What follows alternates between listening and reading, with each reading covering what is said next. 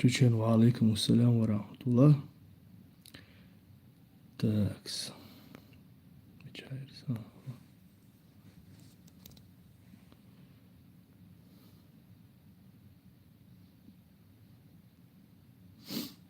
Станислав, приветствую. Беко, ва алейкум ассалям ва рахматуллах баракату.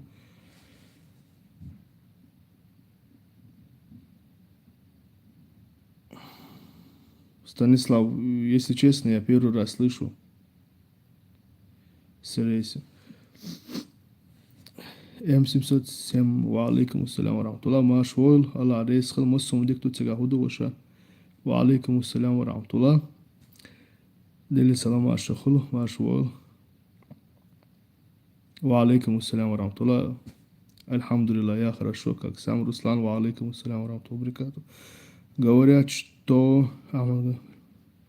Нет, Шамиль Басаев, они не причастны к смерти Ахмада Кадырова. Шамиль Басаев назло это принял на себя. Эту тему мы разберем, Руслан. Сегодня у нас очень важная тема, и эфир у нас будет сохраняться. Нам сегодня не важно количество эфира, нам не важно, нам важно это качество. Да, братья и сестры, лайкайте. Мы сегодня полностью разберем, иншаллах, Первую российско-чеченскую войну. Мы разберем.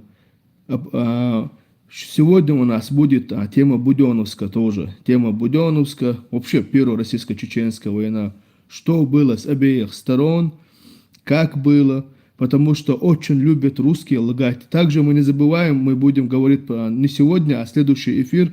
Вот потихоньку мы будем разбирать тему. Первая российско-чеченская война, Вторая российско-чеченская война. Потом поговорим про пригородный район Ингушетии, да, что было там и так далее.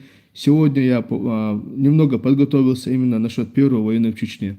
То есть мы будем полностью разбирать. Вы понимаете, что я за свободный Кавказ, я полностью поддерживаю Кавказ и считаю Кавказ общим домом. Я не разделяю чеченцев, ингушей, дагестанцев, черкесов, карачаевцев, балкарцев и так далее. Если мы свободны, мы будем все вместе свободны. А если быть рабами, мы будем все вместе. Вот так всегда было. Поодиночке ничего невозможно.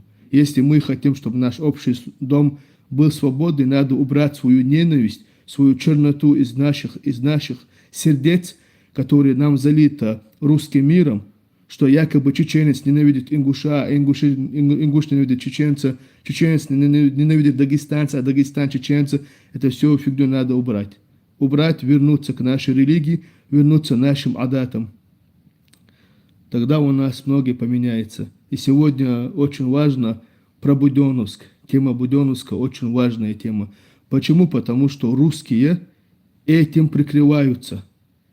Вы, наверное, видели, да, когда мы говорим, что Россия напала, Россия убила чеченцев, они говорят, а как же Буденновск, Норд-Ост, Беслан. Вот эти темы, поэтому очень важно. Какая ваша религия? Религия ислам, не видишь, я чеченец, я мусульман, я кавказец. Ва алейкум ассалям ва рахматуллахи ва баракатуху. Кайрат. Башир, ва алейкум ассалям ва рахматуллахи.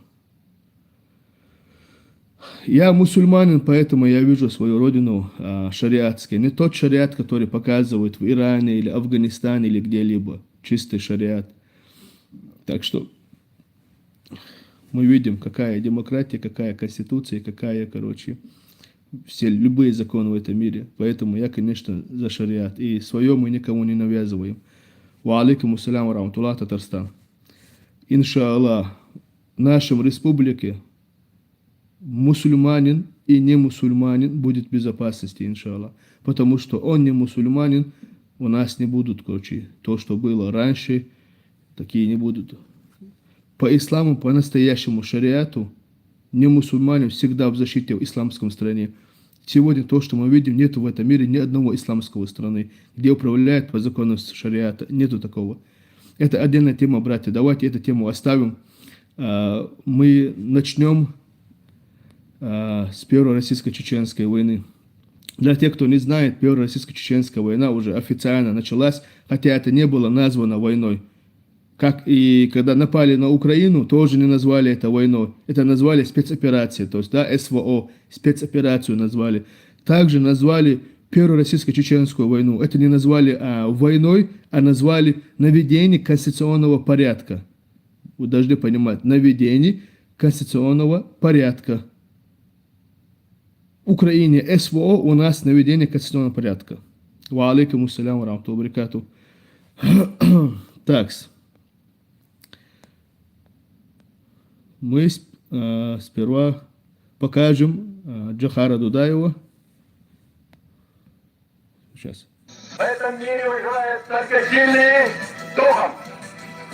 Кавказу надо осознать, что единство Кавказа — единственная перспектива от очередного уничтожения. Такс.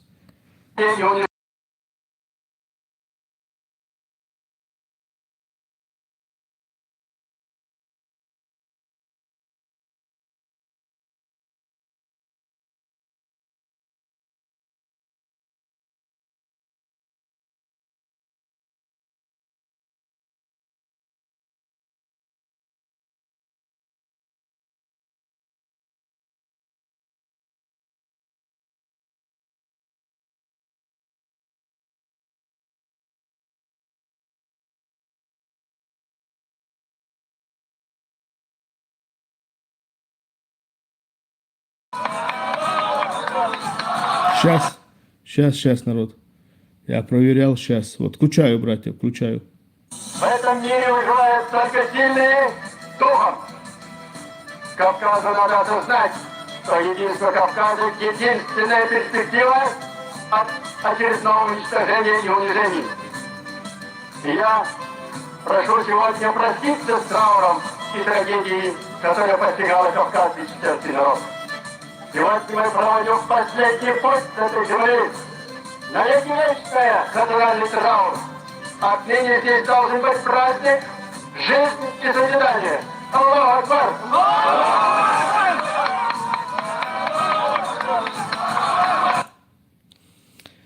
Тут Джохар Дудаев говорит о единстве кавказцев, о кавказцев, что мы должны быть сильными. Если мы будем едины, мы будем сильными. Это правильно, это слова настоящего кавказца.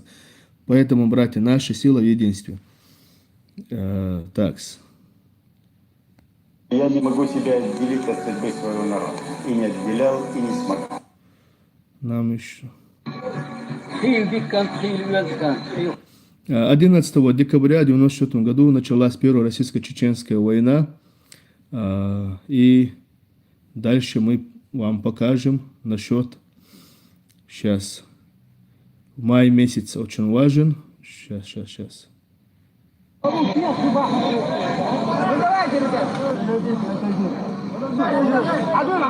Мы будем сейчас намечать. Некоторые кадры покажу.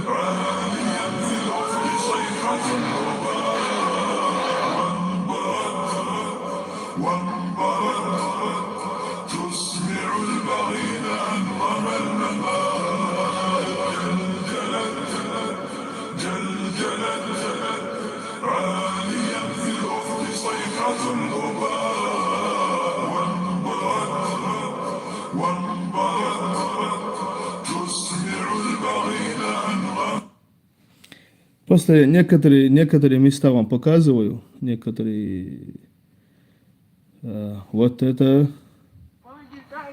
Очередной патруль окружил очередное село. Обустройство войск. Надолго и всерьез. В этом ни у кого не должно быть сомнений. Мы пришли, чтобы никогда не уходить. Маршал Сергеев во время своей недавней поездки по позициям войск в Чечне не скрывал, что тыл наступающих войск будет укрепляться в классическом стиле. Пример. Братья, мы пришли, русский заявляет, русский генерал, мы пришли, говорит, чтобы отсюда никогда не уйти. Мы пришли, чтобы отсюда никогда не уйти, сказал русский оккупант. Чтобы вы понимали. Ва алейкум ассалям ва рахматуллахи ва баракату. Всем, кто дал салам. Брат, русские говорят, что в первую российско-чеченскую войну, первую Чечню зашли именно черкесы, имея в виду, что мы воевали против вас, это так. Черкес это неправда. Никакие первые черкесы против чеченского народа не пришли. Наоборот, те, которые были в верхушке Советского Союза, самом верхушке, черкес, когда узнал, что Россия вводит войска, он взял и оттуда уволился, ушел с работы, оставил высшую свою должность и ушел.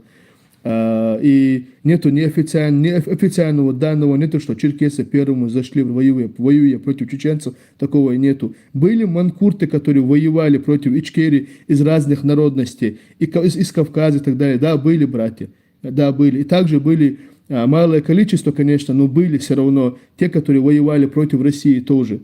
И такие данные русские специально запускают, чтобы типа якобы черкесы воевали против чеченцев, пытаясь нас разделить, стравить нас. Это русская политика, это политика русского мира. Поэтому не поддавайтесь провокации. В каждом народе, всегда в каждом народе были, среди наших народностей были предатели. Как и у всех, всегда были предатели. Всегда. Поэтому, братья, чтобы вы понимали. Сейчас я покажу вам интервью Шамиля Басаева. Сколько российских солдат находилось одновременно в Первой российско-чеченской войне. 462 тысячи, человек в федеральные войска находится в республике. 462 тысячи, человек в федеральные войска находится в республике. И мы испугались, Да нам лучше, чем больше, там целиться не надо, куда стрельнешь, туда попадешь. 462 тысячи, Это Шамиль Басаев заявляет, там вы видите, да, вот военным, вот тут рядом стоят военные тоже, вот этот военный. Человек в федеральные войска находится. Там он интервью дает, именно интервью журналистам, интервью дает он. То есть было заявлено по газетам, по новостям, что в Чечне присутствует 462 тысячи российских солдат, то есть федеральных солдат, не только именно из армии, а полностью федеральных солдат. Это официальные данные, это показано в то время еще по телевизорам, это было заявлено по газетам. Ва алейкум ассалям ва рахматуллахи ва баракату. Сейчас мы...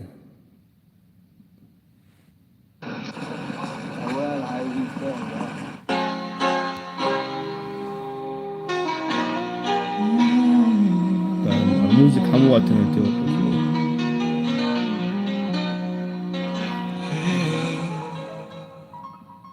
Песни те, которые ставят музыки.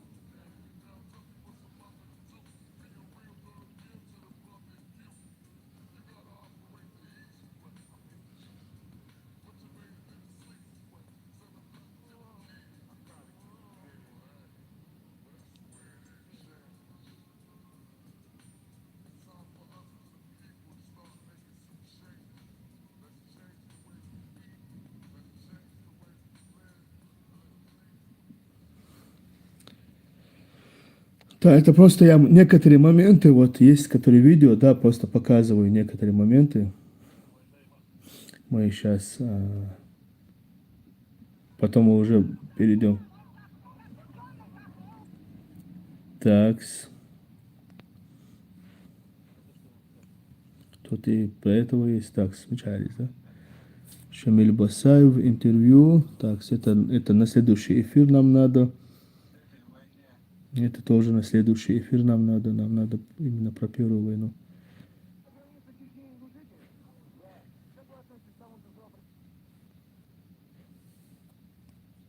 рассказывали о духовности. Скажите, вы с детства были верующим? Сейчас я вам дагестанцев покажу, которые вышли в начале войны против... Где первые лица лгут, нельзя жить в государстве, где у власти стоят мерзавцы.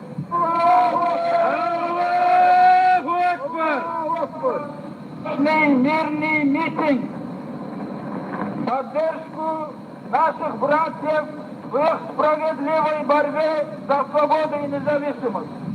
أدعى له سائر الجسد بالحمى والسهر.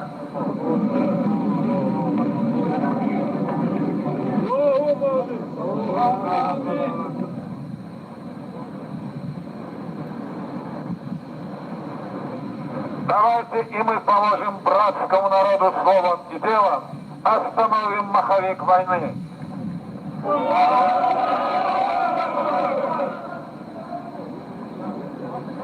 Они разделяли нас не только как народы. Они дошли до того, что уже тухумы отделяли друг от друга. На Прибалтике, от России до Америки проходят... Народ защищает свою свободу.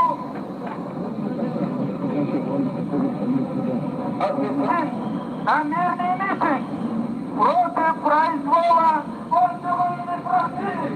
Они не просили оставку людей. Мы обращались и к президенту, и парламенту России, солдатским матерям, военнослужащим, кому только мы не обращались.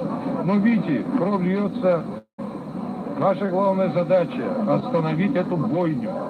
Я вот недавно только в Чечне вернулся, это все на моих глазах происходило. Идет убийство народа. Какими словами они не прикрывались.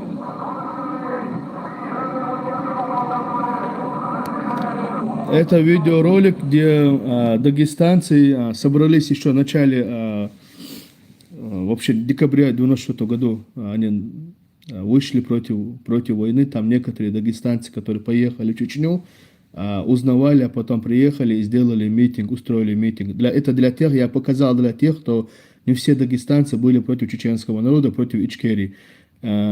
Поэтому, чтобы вы понимали. Изначально дагестанцы нас поддерживали, и где-то около человек 250, и даже воевали еще первую войну около 250 дагестанских джамаатов, вообще людей воевали. Не все дагестанцы, если что, не надо, потому что я часто вижу в комментариях, там дагестанцы предали это, нет. Предатели есть у всех. Первые, которые вышли на митинг, они были. И также не забываем, что ингушский народ, наши братья и сестры ингуши, тоже вышли первыми, и первые потери были в Ингушетии. В начало российско-чеченской войны первым погиб кто? Правда, ингуш. Он отдал свою жизнь. Ингуши поддержали нас. И дагестанцы вышли в 94 году митингой, и в Ингушетии вышли. Вы это должны понимать. Не разделяйтесь, говорите правду, как есть. Не считайте вокруг себя всех предателей, всех врагами. Не считайте. Так.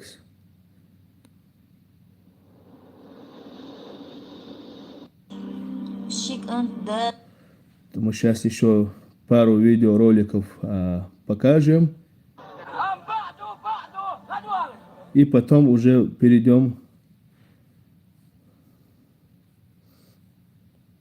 Альхамдулилlah, у меня много видеороликов.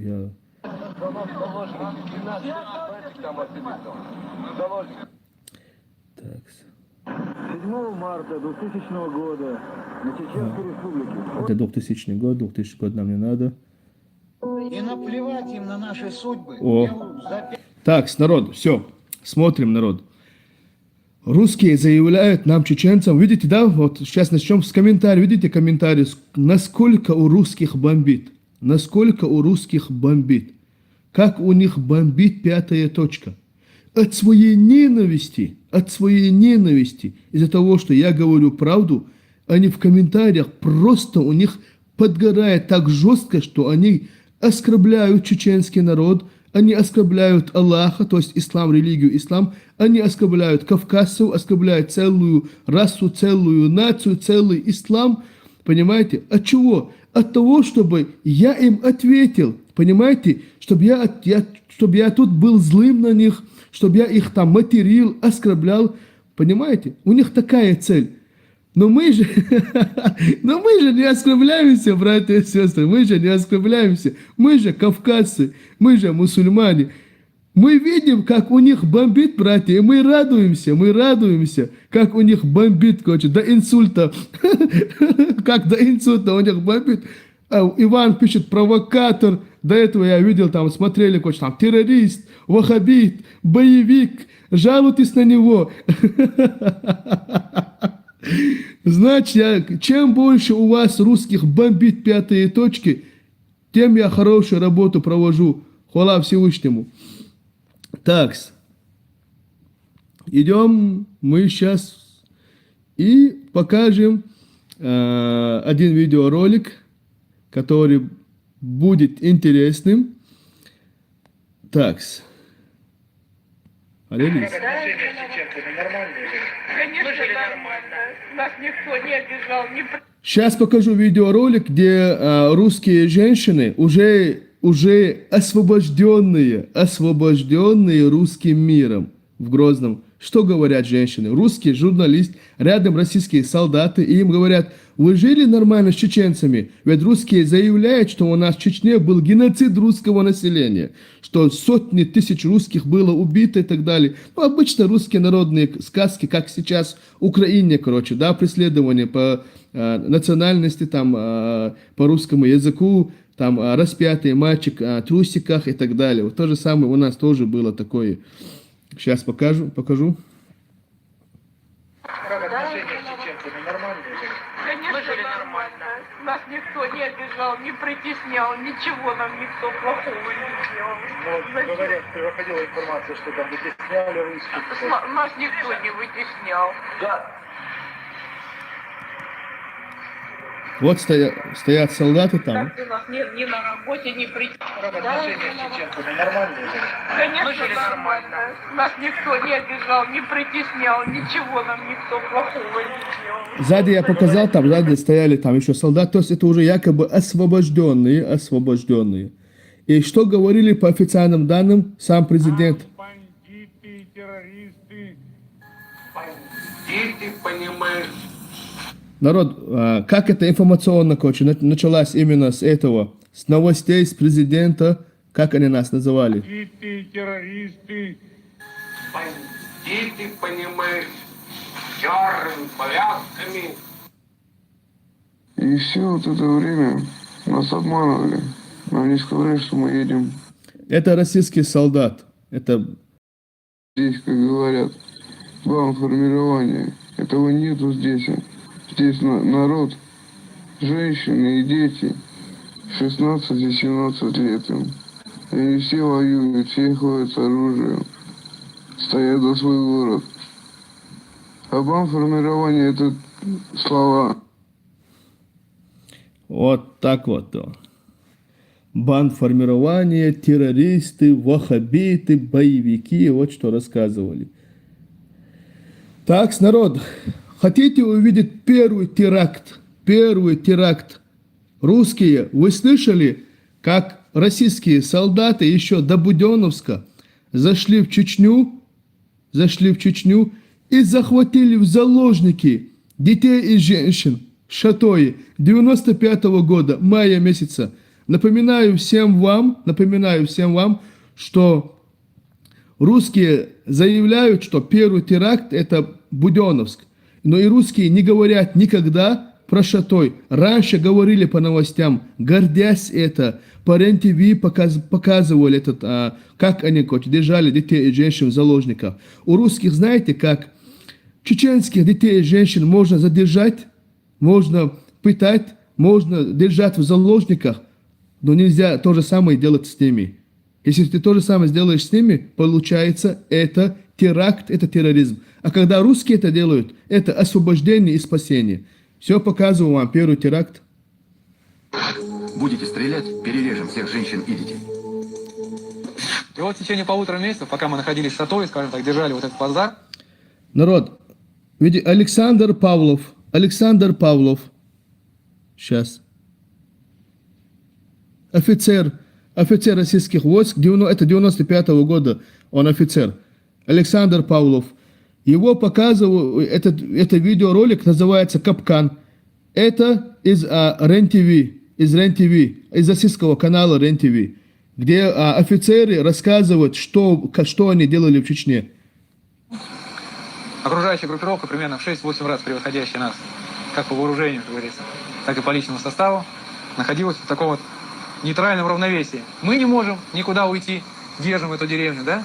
И они не могут ничего сделать, потому что боятся, как бы мы чего-нибудь там не сотворили. Да, это в фильме, снятом НТВ, в кавычках «Герой Первой российско-чеченской войны», рассказывает, как они взяли в плен целое село с чеченцами, включая женщин и детей, а затем угрожали всех их перебить. Этот террористический акт, о котором с такой гордостью говорит и российский солдат, и ведущий НТВ, произошел в мае 1995 года.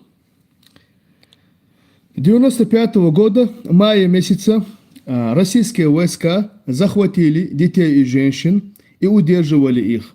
Когда чеченские вооруженные силы пытались освободить своих заложников, пошли поближе, они угрожали, что мы перережем ваших детей и женщин, если вы полезете в Чечню, то есть именно захваченное вот шато, если вы полезете, мы ваших детей и женщин перережем.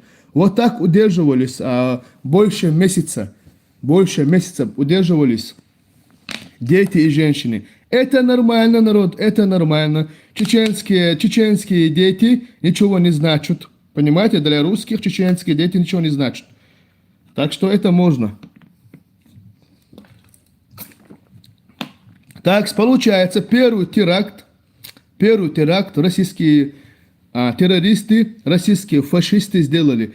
Самое прикольное в том, что в комментариях русские пишут: лжец, ты лжешь, это неправда. Прикиньте, я взял информацию с ихнего канала, с их новостного канала РЕН-ТВ, который называется «Капкан». «Капкан». Это российская передача, где ветераны России рассказывают, что они творили, и мне все равно русские проститутки в комментариях пишут, что это неправда, что я провокатор. Блин, настолько вы лживый народ, короче. Жесть, просто жесть.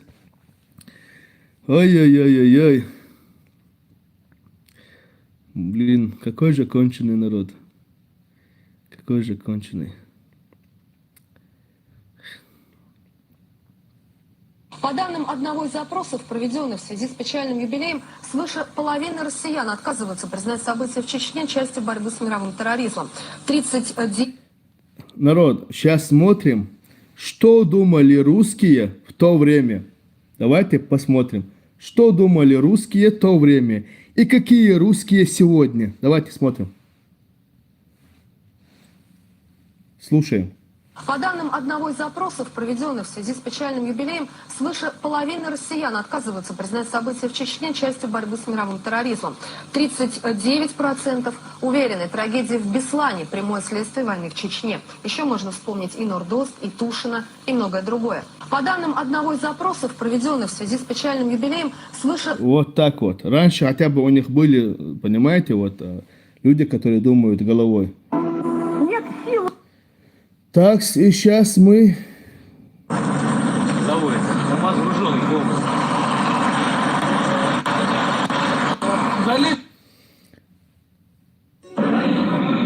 Сейчас я хочу вам показать видеоролик, что делают русские в Чечне.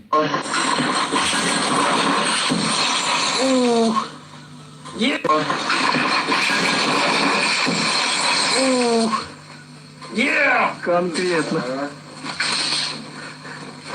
Да, хороший был телевизор. Когда-то. Мне он показывает. Показывает. Чеченскую программу. Можно смотреть. Неплохая такая-то самая жилетка у тебя неплохая. А где пиджак? Вместо часов.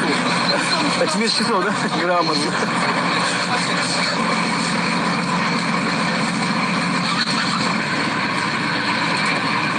Пожрать ковры, одеяло. Ну, вот это, что наиболее можно использовать в быту, вот, на войне там солдат. Вот они все это дело выносят из домов, быстренько приватизируются, так сказать. Если выражаясь так современной терминологией. Дело в то, что оно там носило массовый характер, то есть от рядового до командования. И какое-то чувство вины там вот не испытываешь там. Пойти колеса подыскать.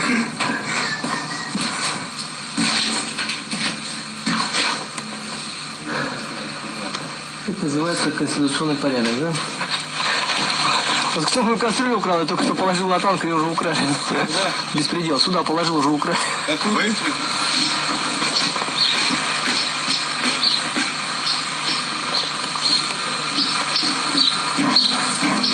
Нормально видно. Это что, манты делаем, ребятишки, да? После боя, да? Да. Из чеченских запасов? Я воль.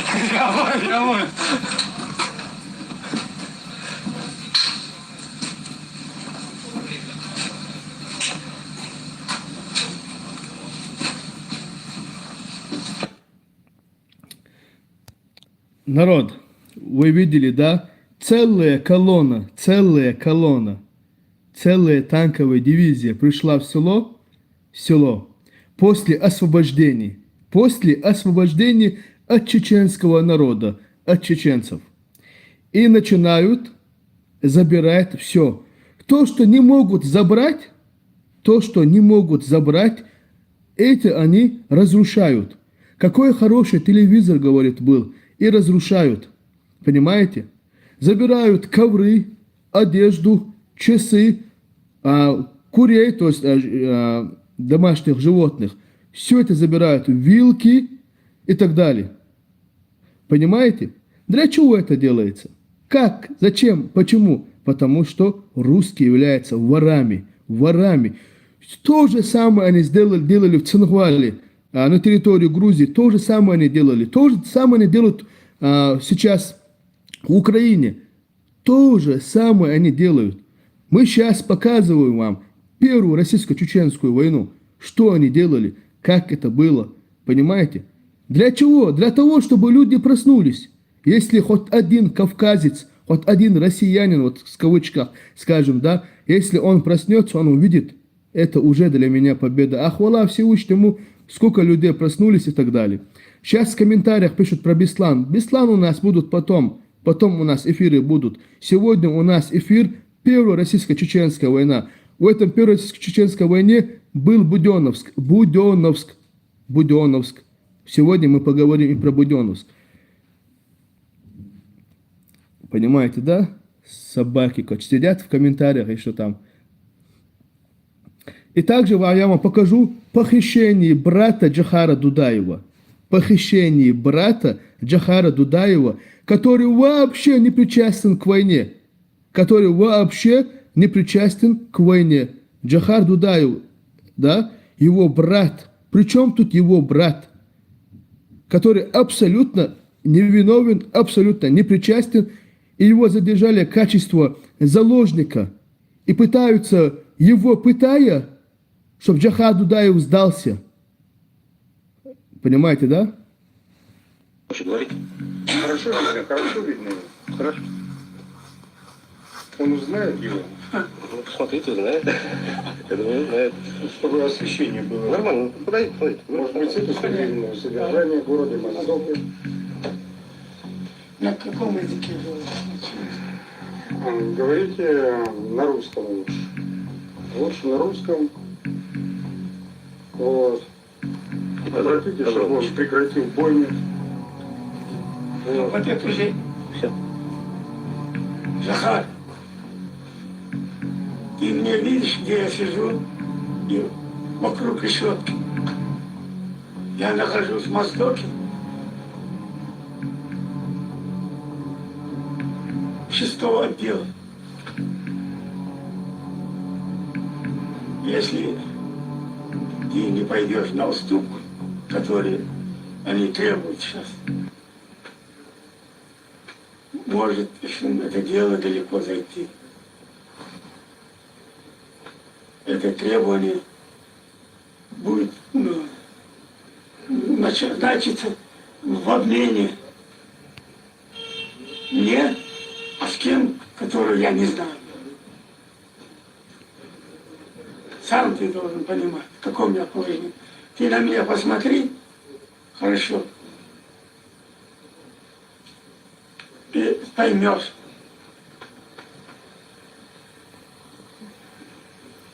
И да, я напишу тебе письмо.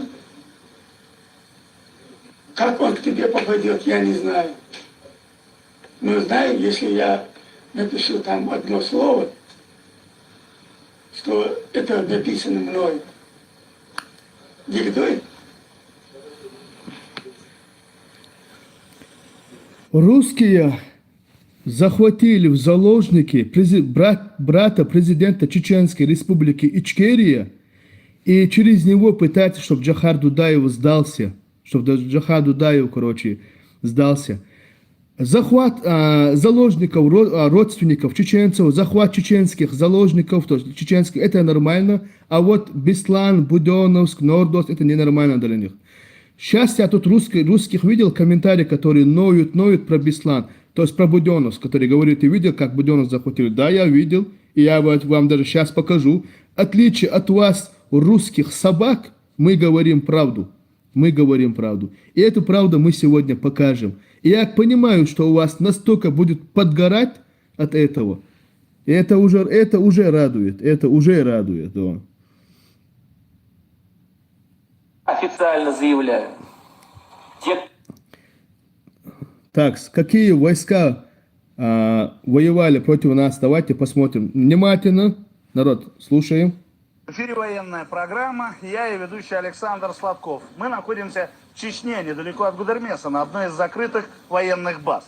Сейчас я попробую перечислить некоторые части соединений Министерства обороны, которые принимали участие в боевых действиях в первую и вторую кампании. Посмотрите, морская пехота, Тихоокеанский флот, Балтийский, Черноморский, Северный, Каспийская флотилия, спецназ ГРУ со всей страны, не менее 7 бригад, воздушно-десантные войска, 137-й полк из Рязани, 119-й из Нарофоминска, 51-й из Тулы, мотострелковые бригады, 74-я Юргинская, 136-я из Буйнакска, 138-я из Питера, 135-я из Прохладного, 131-я из Майкопа, мотострелковые полки, 255-я из Волгограда, 81-й из Самары, 1-й и 15-й из Подмосковья, из Алабина, из Таманской дивизии, 245-й из-под Нижнего Новгорода.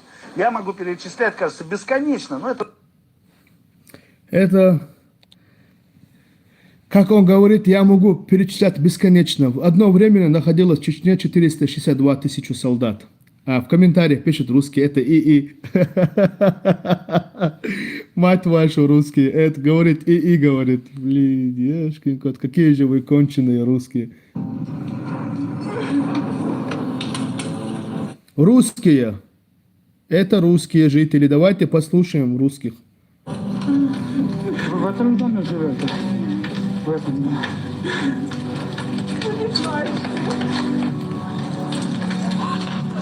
Тут все на видеоролике русские. Она русская, это русские, там русские, которые показывали русские. Это русские из Ичкерии.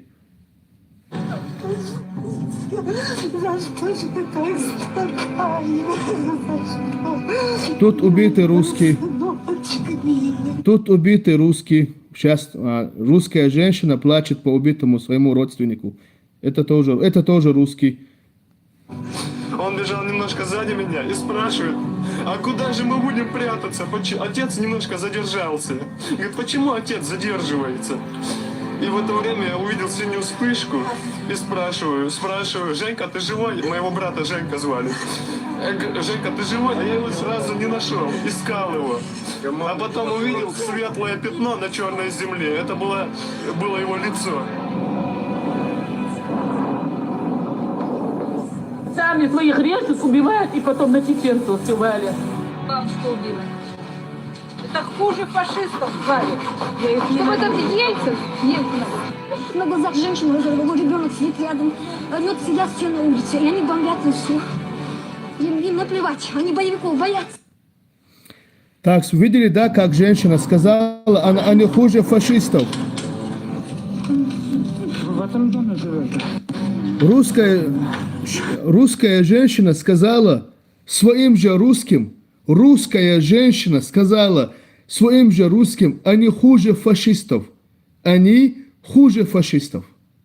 Если собственно русские жители Ичкерии говорят, что русские хуже фашистов, о чем говорить еще дальше? Но сегодня почему-то фашистов ищут в Украине, а не в Москве, а не по всей России. Понимаете, да?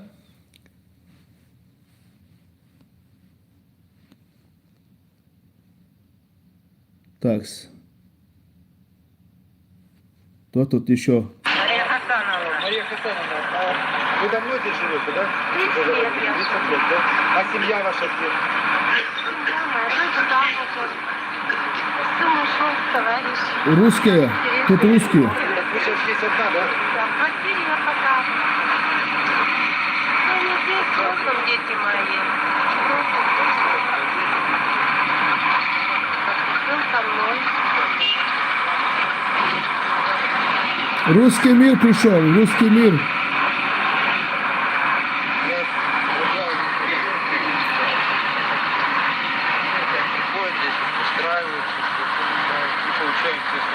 Довольны? Очень благодарна. Да, смотри.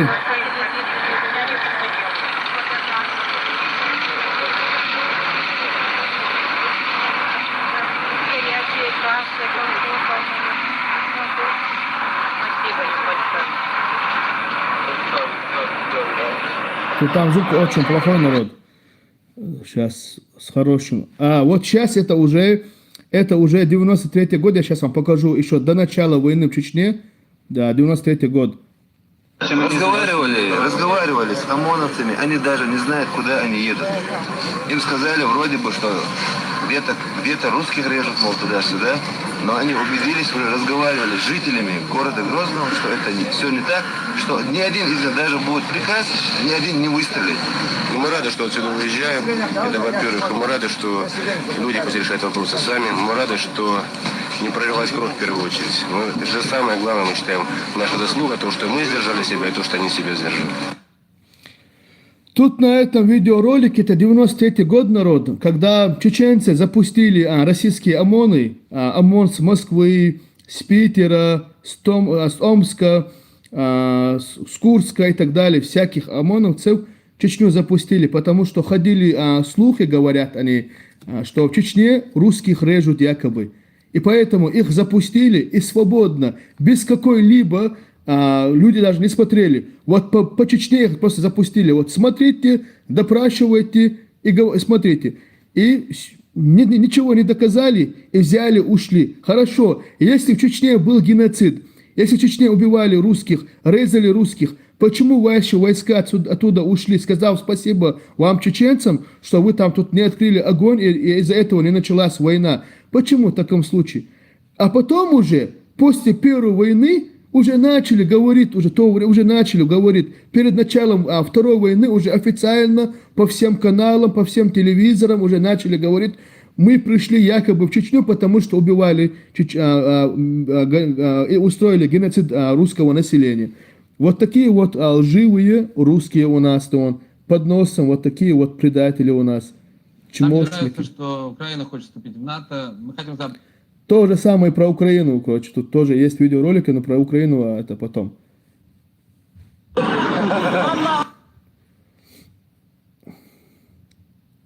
Так, где у нас тут еще?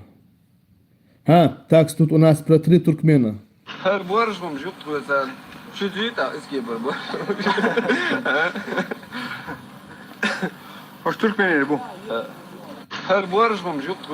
Трое братьев, которые приехали из Туркмении помочь чеченцам. Трое братьев, которые приехали помочь чеченцам.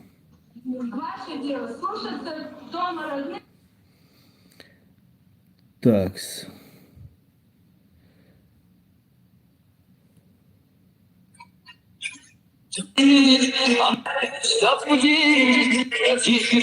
Это про Первомайск. Про Первомайск. А вот ваша личная... Угу. Какой я тебе сепаратист, я народ, понимаешь ты? Вы всех нас бомбите, всех долбите, короче. Эти русские, которые здесь родились, понимаешь, которые родились, а не те, которые на готовые квартиры пришли, они здесь сражаются тоже вместе с нами против вас. Какой я тебе сепаратист, я народ, понимаешь ты? Вы всех нас бомбите. Четко сказал. Русские военные нам не нужны, нам наши нужны. Кто наши? Наши лоббисты. Ваххабистов? Да, да. Это дети военных. Русские военные нам не нужны, нам наши нужны. Кто наши? Наши лоббисты. Ваххабистов? Да, да. Это дети военных. Русские военные. Нам наши ваххабисты нужны, говорит. У меня всех убило. И семью, и дом разрушили. Что ж мне теперь еще с поднятыми руками идти целовать их? У меня всех убило. И семью. Так, сейчас перейдем к Буденновску, народ, Буденновску. Так, еще раз. Сперва я покажу, короче, первый теракт, еще заново, для тех, кто заново зашел. Первый теракт, который устроили русские, а Буденновск был ответом на российский теракт, был ответом. Все, первый показываю это, я говорил из РЕН-ТВ канала. Дальше уже сразу перейдем.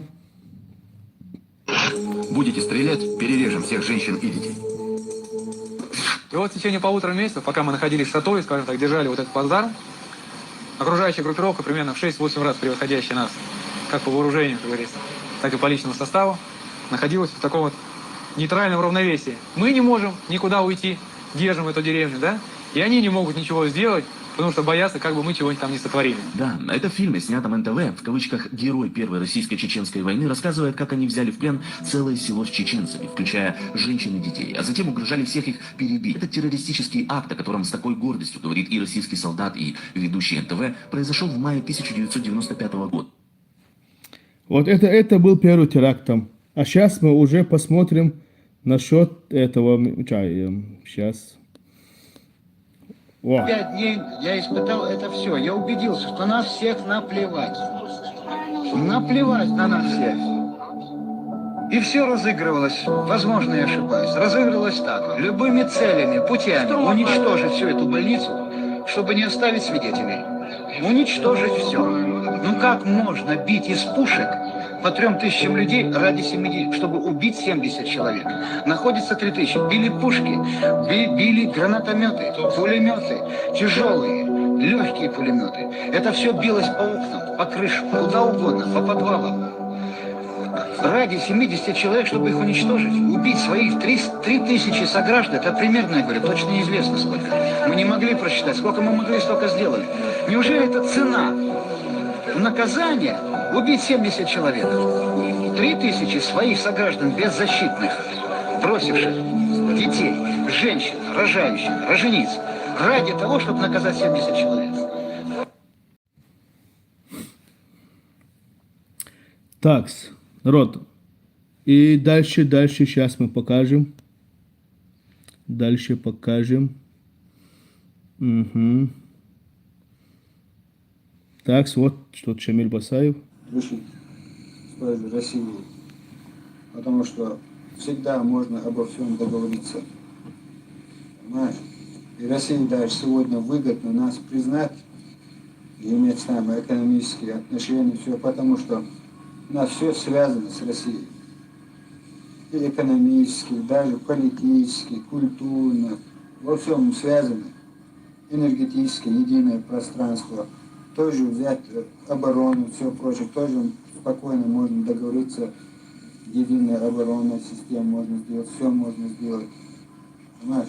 Но мы не хотим быть рабами. Мы не хотим, чтобы завтра опять утром постучали или без всякого стука зашли, дали полчаса на сборы, 20 килограмм в руки и вперед Казахстан. Мы не хотим этого. Понимаешь? Мы хотим быть хозяевами своей судьбы. А в остальном мы никуда не денемся, не соседи. Это судьбой нам предначертано. Землю. К нашему большому сожалению. Землю не перенесешь в другой конец, да?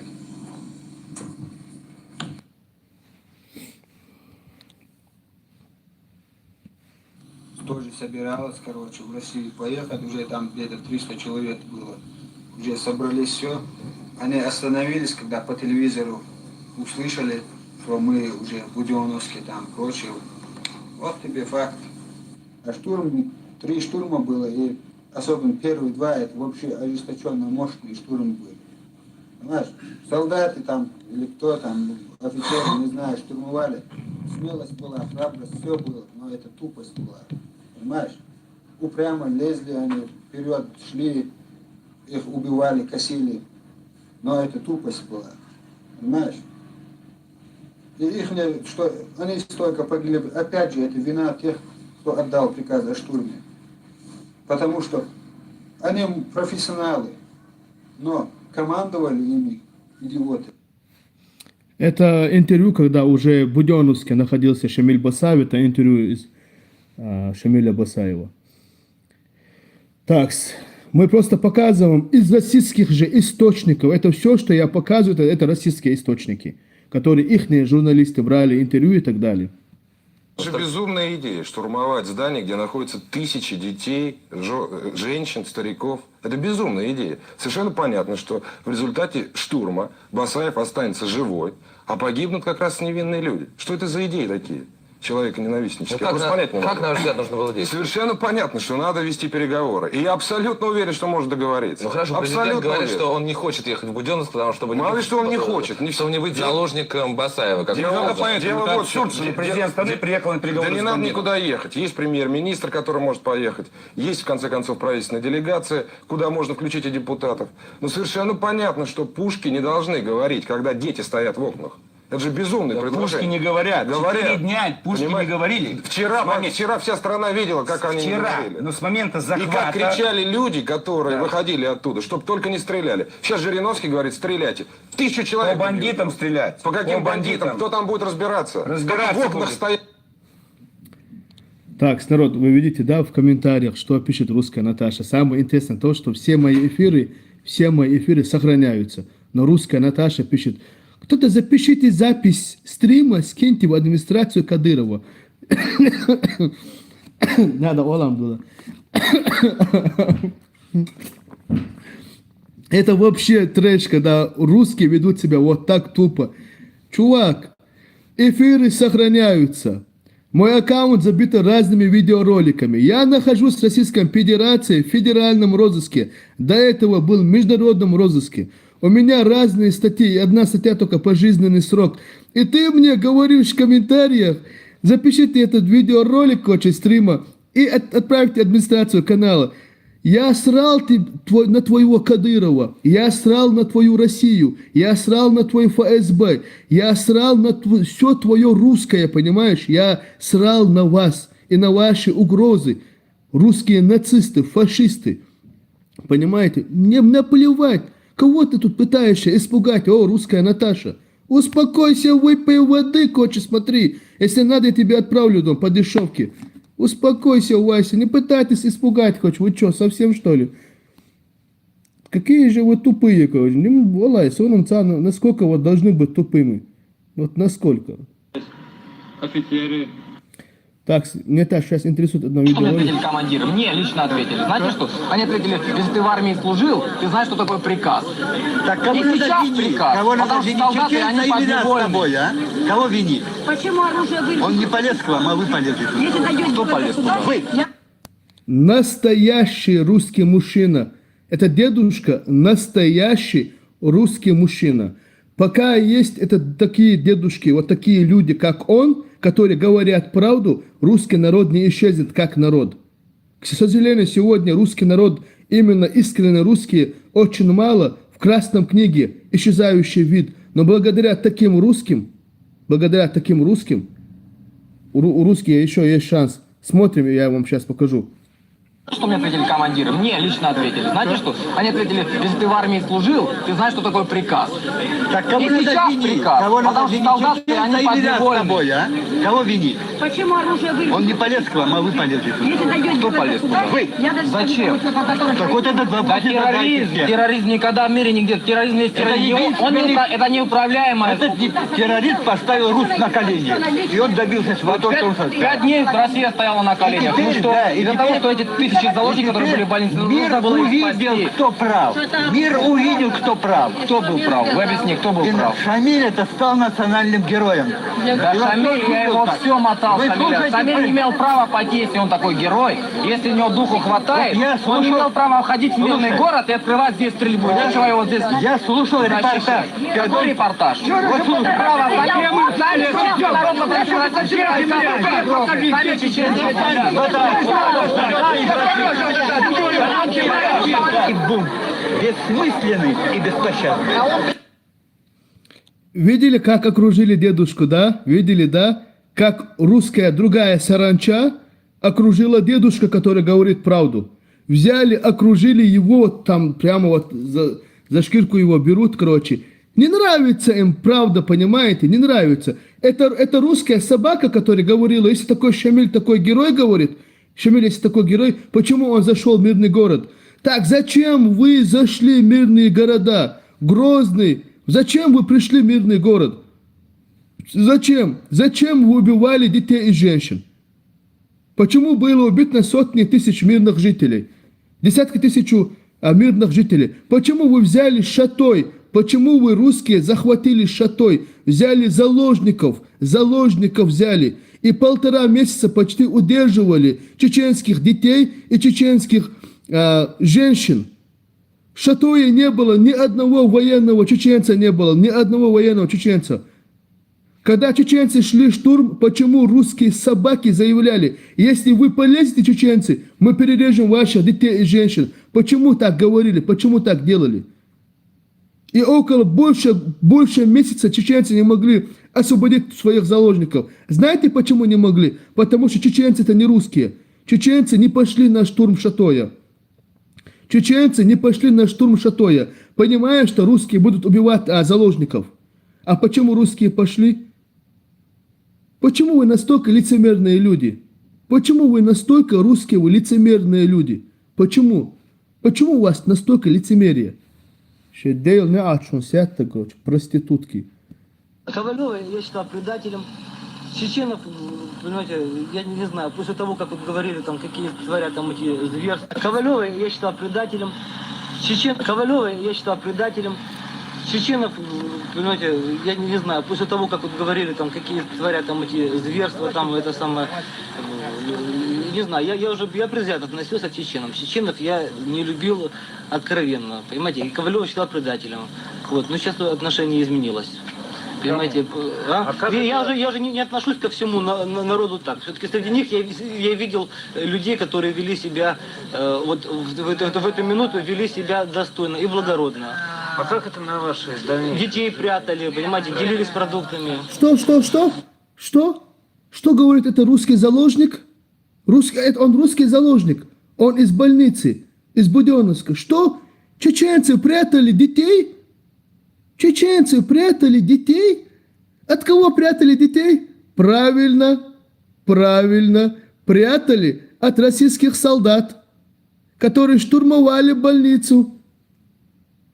Захват Буденновска – это был акт остановить геноцид чеченского народа. И чеченцы захватили Буденновск, русские штурмовали. И сам русский заложник рассказывает, что чеченцы прятали русских детей от русских террористов, от русских ваххабитов, от русских фашистов и нацистов. Ничего себе, спасибо тебе, русский мужик, что ты сказал правду. Вот таких, как ты, мы уважаем. Трудно сказать. Трудно сказать, понимаете? Ну, мы дождемся.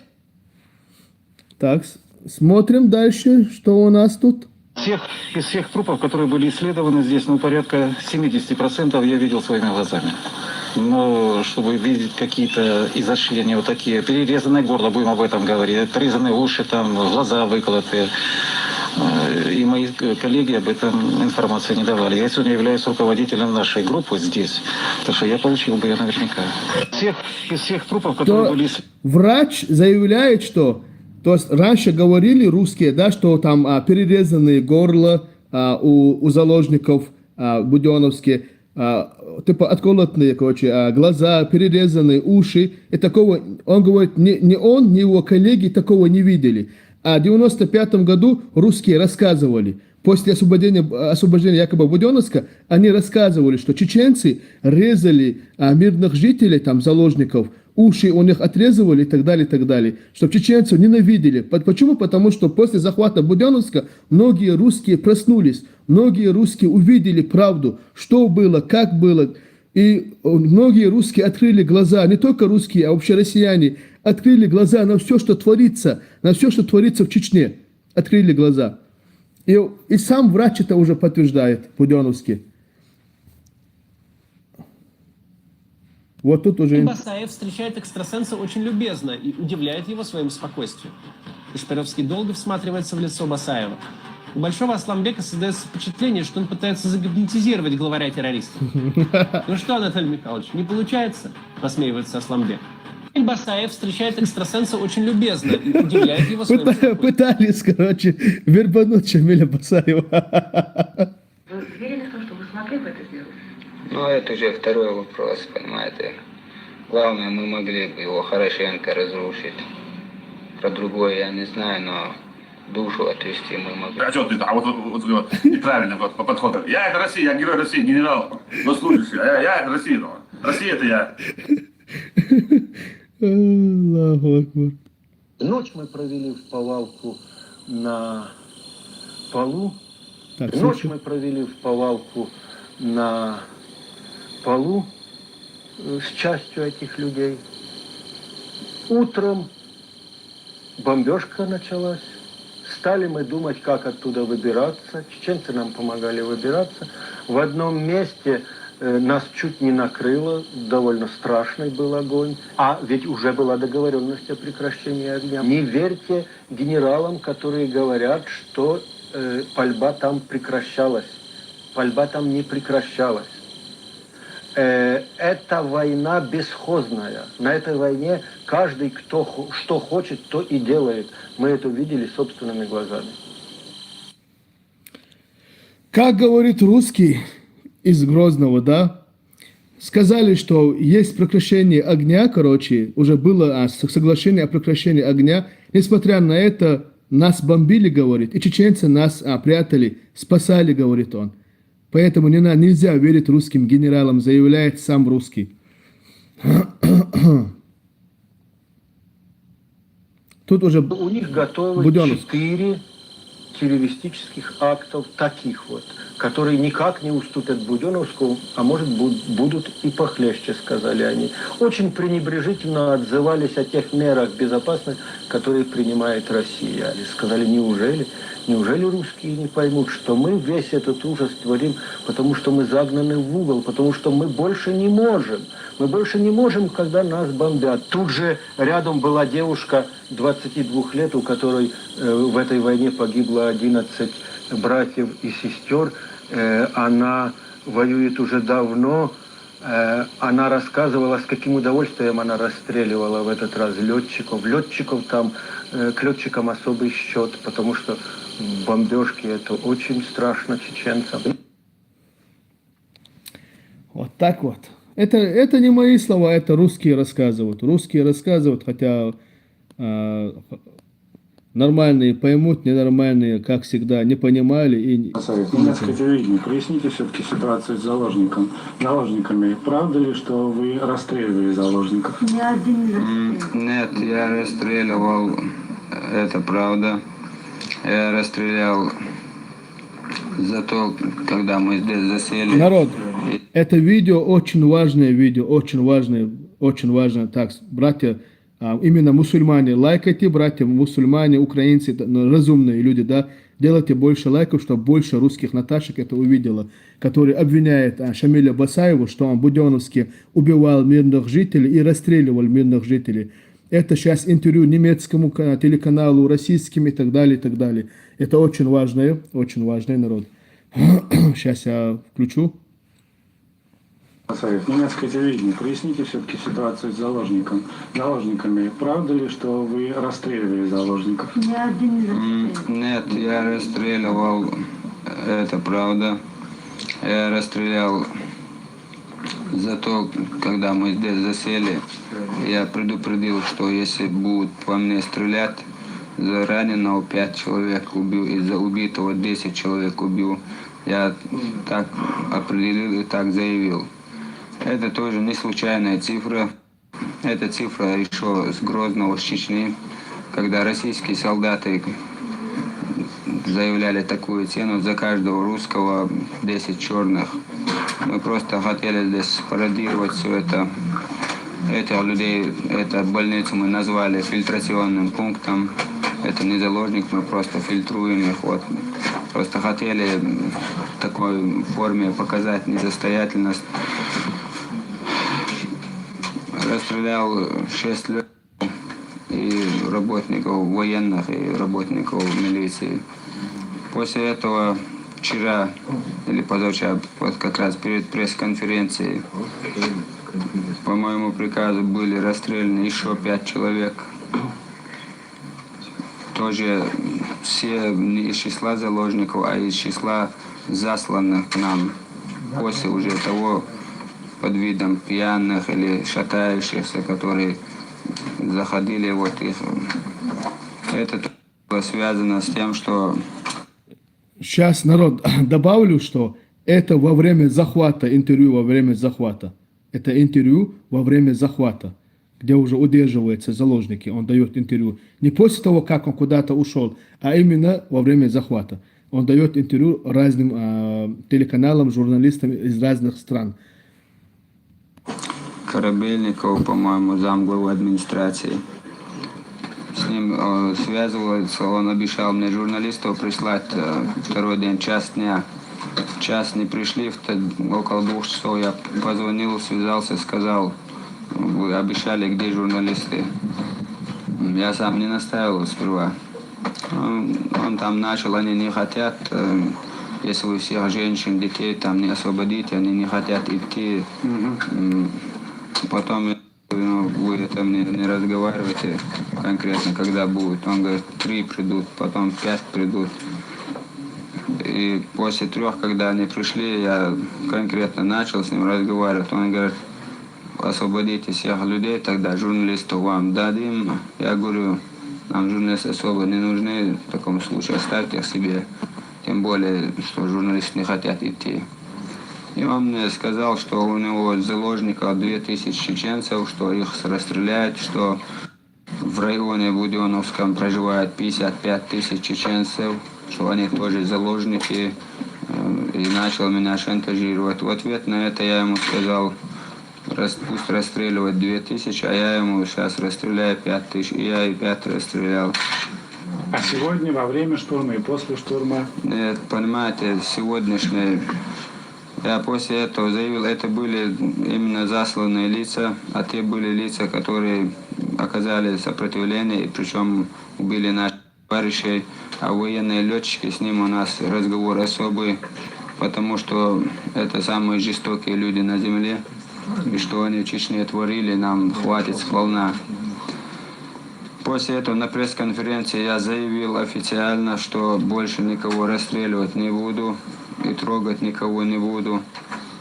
Я это заставлю сделать российские войска. И мне сегодня это удалось.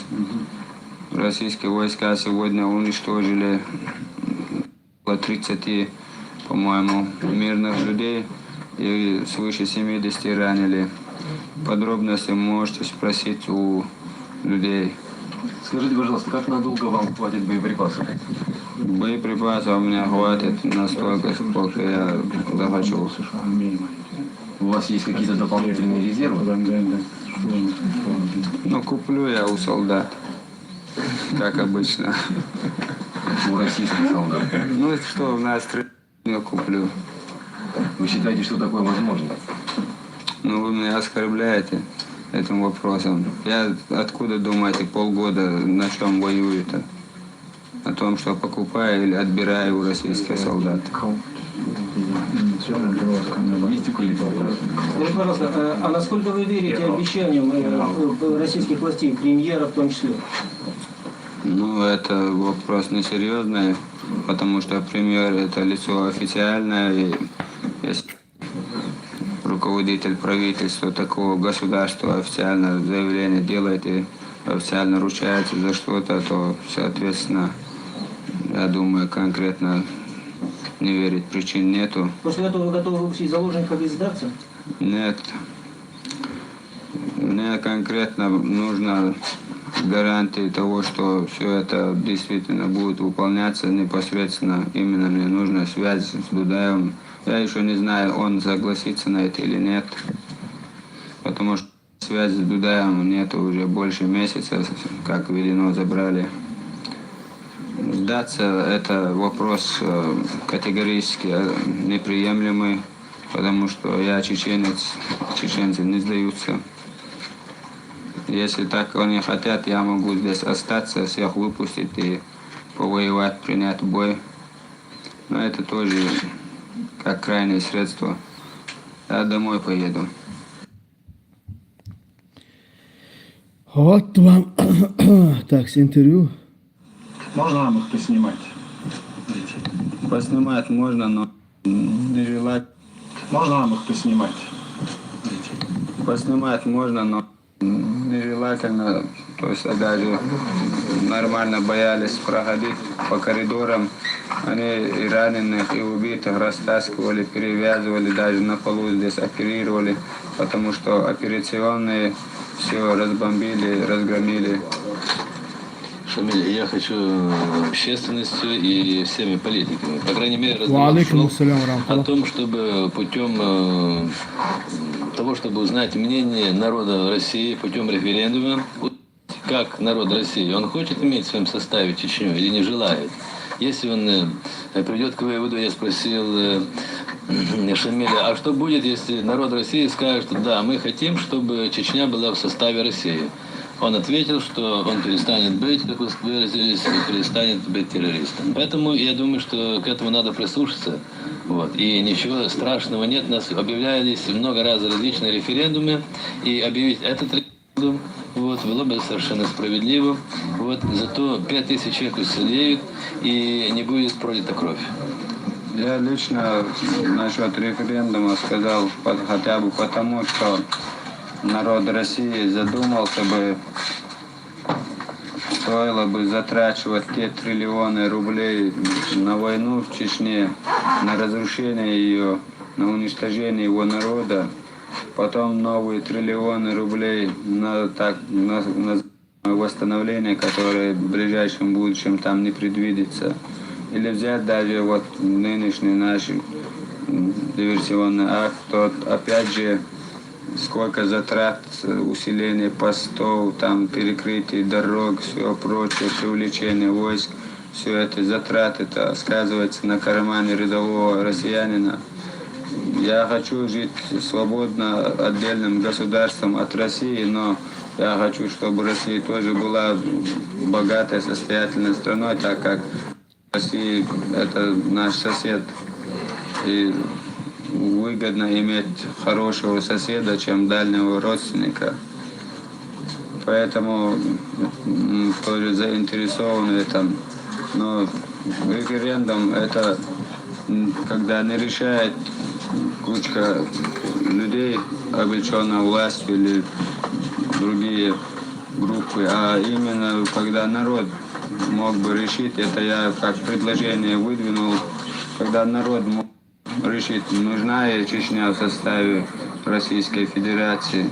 Новые группы тоже будут и есть. И сейчас война продолжается, хотя Грачев заявил, что наоборот ожесточается, переходит на крайние формы. Нужно войти в состав России, то он перестает быть террористом и не имеет ничего против. Но он требует, чтобы был проведен референдум. И я думаю, что... Да. Зовите сюда, пожалуйста. Да.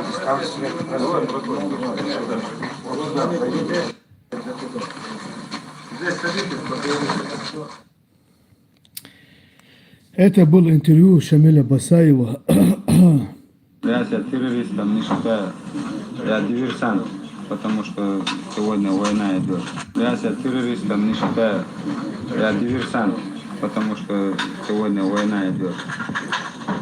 Если не считаете терроризмом то, что полгода творилось у нас в Чечне, если это не считается терроризмом, тем более не было официально объявлено ни войны, ничего. Даже если Чечня и считалась субъектом федерации, то даже чрезвычайное положение объявлено. И полгода ожесточенная бойня идет. Если это не терроризм, что это терроризм, что ли? Скажите, пожалуйста, какие прогнозы вы видите в сложившейся ситуации? Я вижу решение. Любая война кончается только переговорами, но мы отступать от своего не намерены. Просто сегодня на этот отчаянный шаг нас столкнуло то, что мы не могли больше видеть, как уничтожает наш народ, и эта бойня должна была больше продолжаться. Пресс-конференцию вы считаете отчаянным шагом? Не пресс-конференцию, сам этот поступок, то, что мы оказались за пределами Чечни, причем такой группой. У нас возможности были и раньше, но мы всегда отвергали такие действия, потому что мы могли в открытом бою сражаться с российскими войсками. Но в последнее время они все больше начали в ответ на нас против российских войск бомбить наши села и чисто давя на наше население мирное, уничтожая их дома, семьи, животных, прочее. Этим давили на нас. Скажите, пожалуйста, с какой целью вы организовали вторую пресс-конференцию? Вторую пресс-конференцию я организовал по поводу сегодняшних событий, которые здесь случились. По правде говоря, я это не организовывал. Анатолий Михайлович посоветовал и помог позвать журналистов. Это чтобы вы... Я не буду ничего говорить.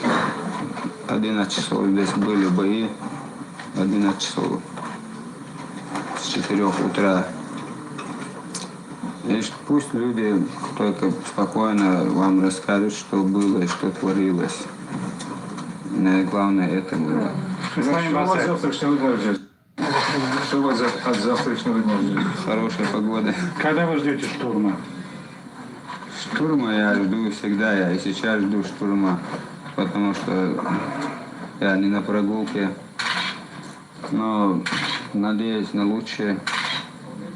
Тем более меня сейчас заверили, что премьер-министр России Черномырдин согласился принять эти условия ради спасения жизни 5000 человек.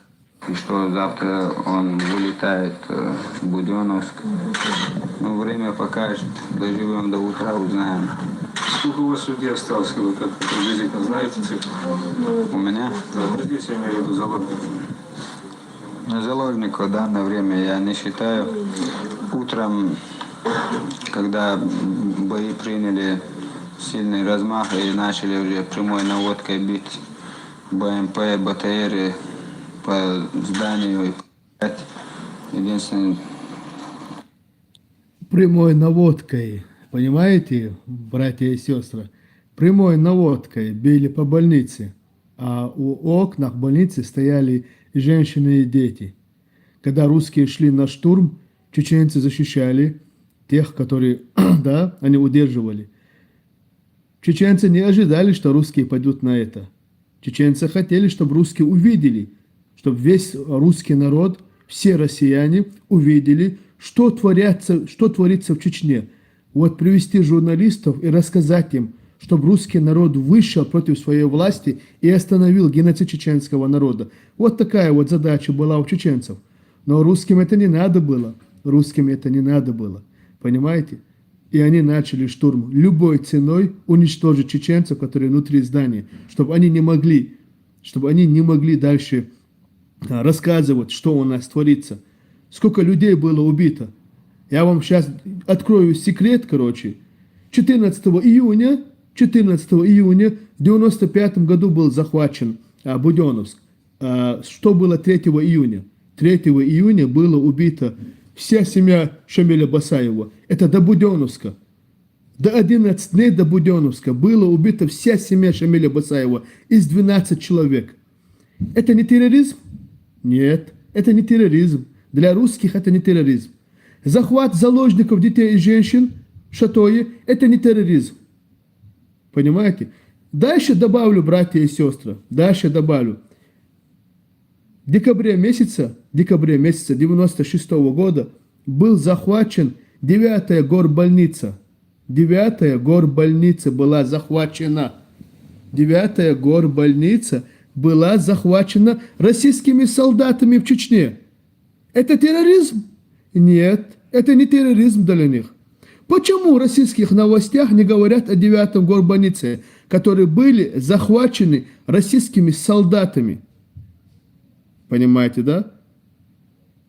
Об этом говорят по телевизору? Нет, не говорят. Хотя они фильм сняли даже. Хотя русские фильм сняли. «Чистилище». Видели «Чистилище» фильм? Этот фильм был снят в 9-м горбольнице в Грозном.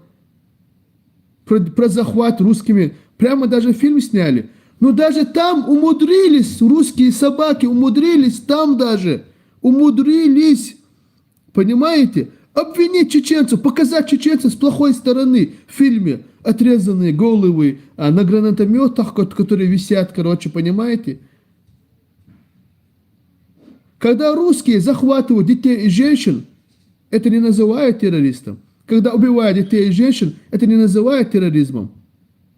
А когда обратку захватывают больницу или там что-то еще, и но не убивают детей и женщин, а говорят, остановите войну в Чечне, то это терроризм.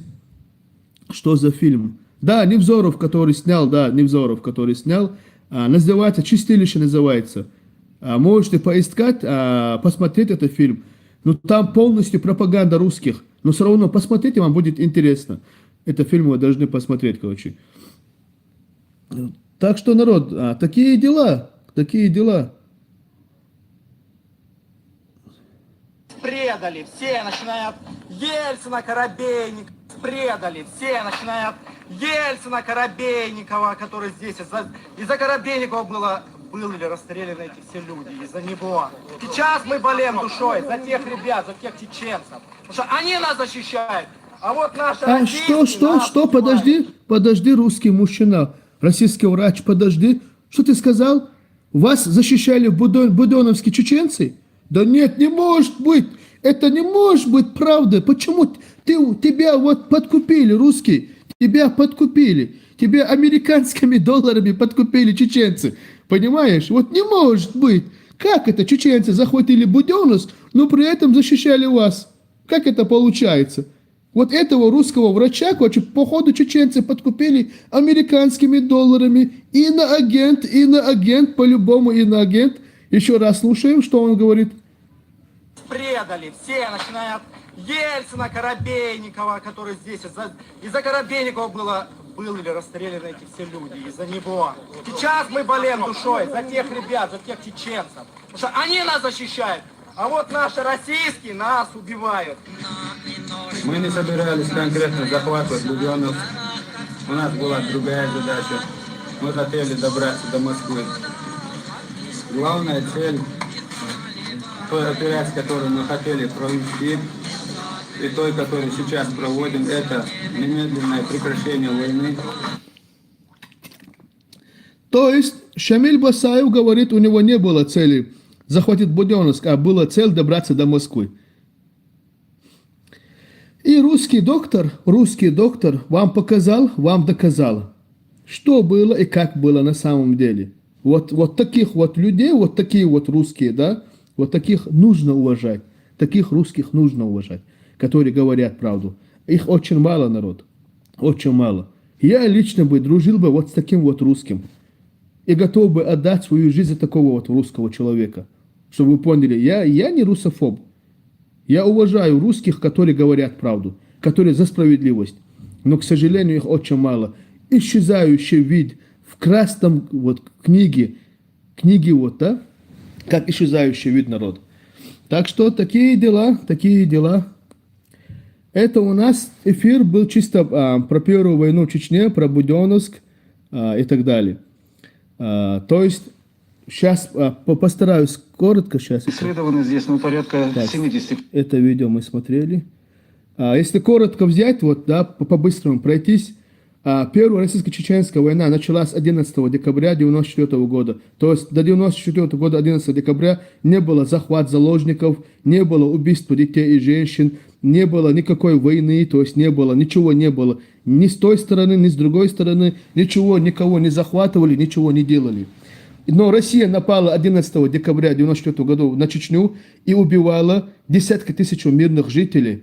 Забирала все, что есть, похищали детей и женщин, убивали, расстреливали, понимаете? Заходили мирные города, именно где там не было, именно мирные селения, мирные деревни, где там не было чеченских воинов, и там устраивали геноцид. Мы помним Самашки, Сержень-Юрт, Комсомольское и так далее, многие селения, куда русские зашли и устроили геноцид. Так что, народ, такие дела. И даже вот до Буденновска, да, потому что Россия заявляет, что первый теракт со стороны чеченцев это Буденновск. Если теракт со стороны чеченцев это Буденновск, тут задается уже вопрос. Ага, а что было в Шатое? Шатое это разве не первый теракт? То есть получается, русские устроили теракт в Чечне, а чеченцы ответили, но при этом не убивали детей и женщин. Прикиньте. Вот какая правда. И из-за этой правды меня ненавидят русские. Видели, да? Вот сколько тут было оскорблений от русских, сколько тут было негатива. Что он там проамериканский, он прозападный, он предатель, что имеется в виду я, предатель, убийца, террорист, нацист, русофоб, русоеб и так далее, и так далее. Лжет, обманывает, наговаривает, но при этом я показываю ихние данные, с ихних новостей, с ихних каналов, показываю правду, и меня ненавидят за это. Сегодня прав был тот, кто сказал, настанет время, когда из правды сделают ложь, из лжи сделают правду. Сегодня мы видим от русских то же самое. Мы видим от русских. И у меня хорошая новость, но я не знаю, насколько это достоверно, братья и сестры. Многие об этом говорят, что у Дон Дона отказали почки. Дон. Надеюсь, что эта свинка скоро покинет этот мир и пойдет за русским кораблем. Так, я кое-что хотел показать. Сейчас я покажу черкесца. Если не ошибаюсь, он то ли черкес, то ли карачаевец. Да, Грозная, потому что, грозный народ. Если бы чеченцы были бы такие ласковые, то русские бы назвали эту бы станица ласковая. Нет, станица грозная, потому что не давали ни проходу, ни продыху чеченцы. Терзали и терзали со всех сторон захватчика. И бомбят миномет без конца, воробьиную трель, завинил свистца, молодые ребята, чеченцы поют, вас нельзя покорить, ни огню, ни бичу. Грозный, ты держал врага, грозный в пламени огня, грозный, и сейчас ты гордый, как и твой народ. Вот так вот он. Это просто, чтобы у русских бомбануло, вот, чтобы пятые точки бомбанулись. И сейчас я вам покажу, народ, кадыровцев. Сейчас внимательно смотрим, кавказцы, внимательно смотрим. Все достойные народы, достойные люди, которые любят правду. Для тех, кто не знает, кто такие кадыровцы, это видео 2000-х годов, когда некоторая часть, вот маленькая часть перешли на сторону России, и потом уже вместе с российскими солдатами, одевая на себя маски, воевали против чеченцев, одевая на себя маски. И сейчас я вам покажу, как на зачистку одного чеченского дома заходят русские вместе с предателями. Нам надоело это все. На самом деле, кого вы ищете, я не знаю. Прекрасно знаю. У меня муж умер давно. Да, муж так званый, муж бедный. Как он фамилия? Башканов. Да. Хотя что-то на мозге делал, ладно. Ребята. Русские террористы и Ахмат.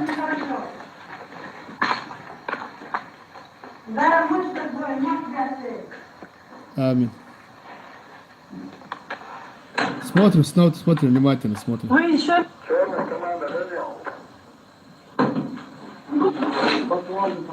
Детские, Проклинайте вы своих! детские сумки смотрят. Вы...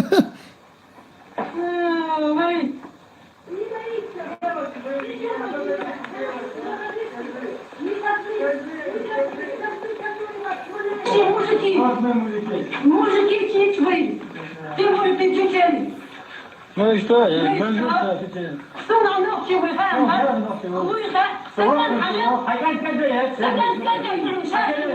Я сейчас переведу.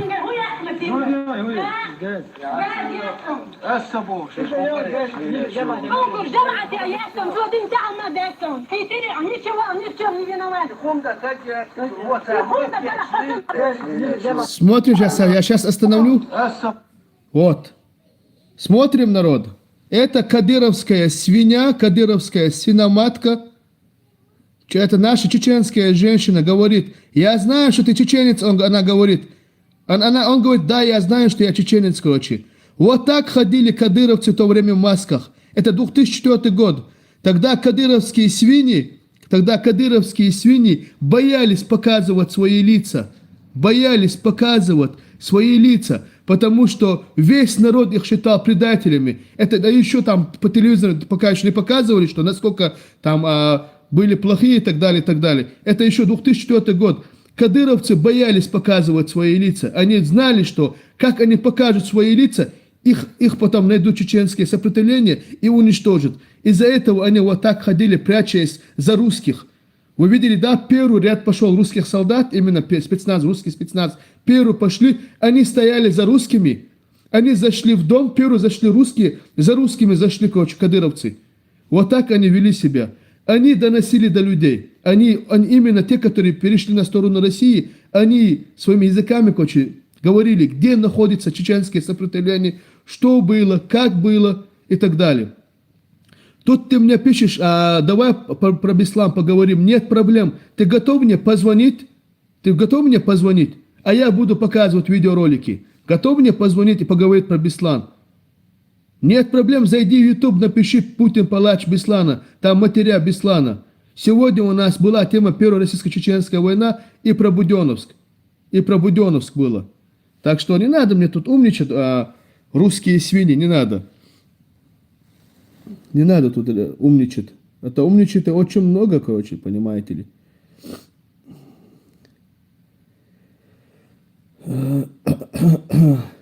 Сейчас я вам кое-что покажу. За то, что в России. Русская душа, пробудись, пробудись, пробудись, русская душа. О, просыпайся, о, просыпайся, о, просыпайся, Дева России. Мы берем, Господь, эту взлетную полосу. Мы поднимаемся в небеса Твоими баллистическими ракетами. Мы поднимаемся туда Твоими, Господь, самолетами сверхзвуковыми. Русская душа, пробудись.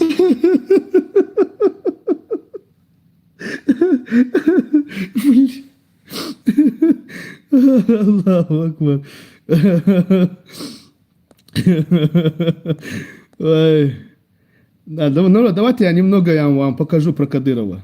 Кадыров, ты предался шкуротой предательской. Вот это слезы тебе отольются. Будь ты проклят, твой род.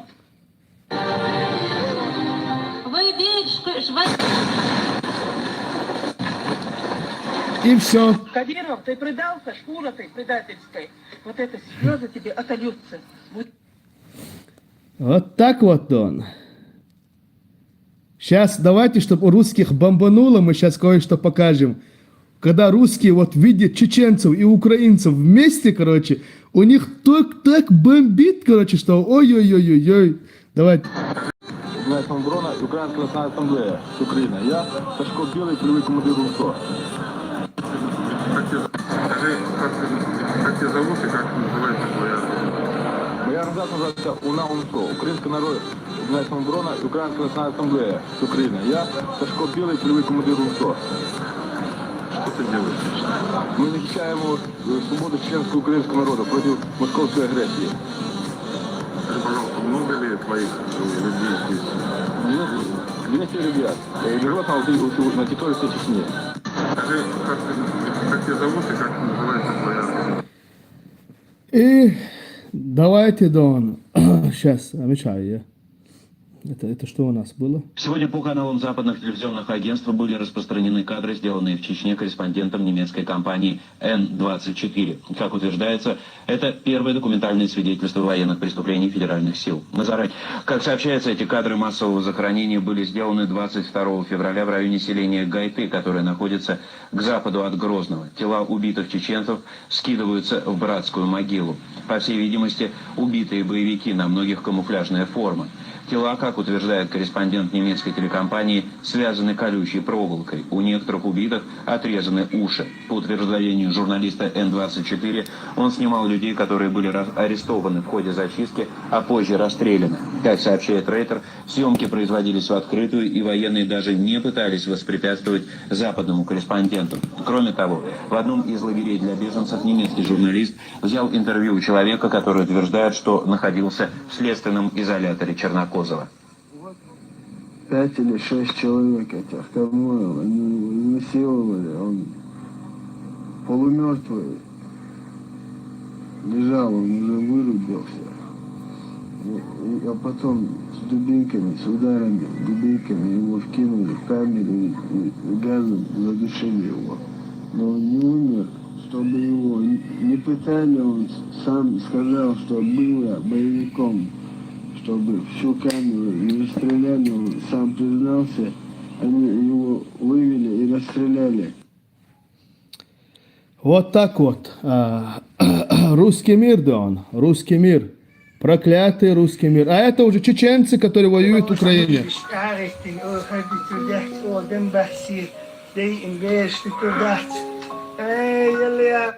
Он сейчас приводит слова, этих кадыровских собак, которые заявили, Украине, что мы не оставим, вот кадыровские швали заявили Украине, мы вам не простим за Донбасс, за убитых там детей и женщин Донбасса. И он говорит, чеченец обращается, какие вы же мужчины?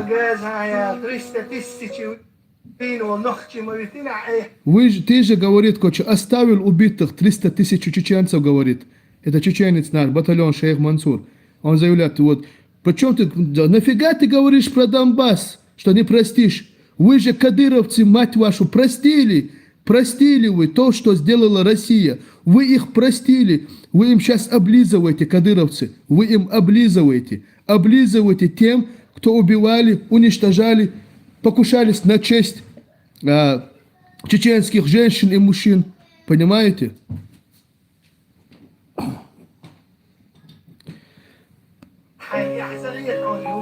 Тебе не стыдно говорить? Тебе не стыдно такие вещи говорить? Вот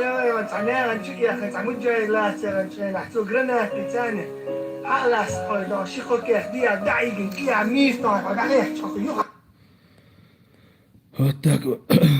Жена Шамиля Басаева и 6 его маленьких детей проживали в родном селе Басаева, Цавидино. Так, давайте посмотрим, это до Буденновска. Басаева и 6 его маленьких детей проживали в родном селе Басаева, Цавидино. В ночь 3 на 4 июня во время рейда российской воздушно-десантной бригады они были убиты. Вечером, вернувшись, нашли на месте собственного дома воронку, в которой испарились жена, дети, родители. И вот это уже не человек, а волк, который будет рвать столько, сколько будет жить. А жить он будет долго. Ибо он не ценит собственную жизнь, она ему не нужна. Ему не нужны деньги, ему не нужны ордена, ему вообще ничего не надо. У него есть только одно — месть.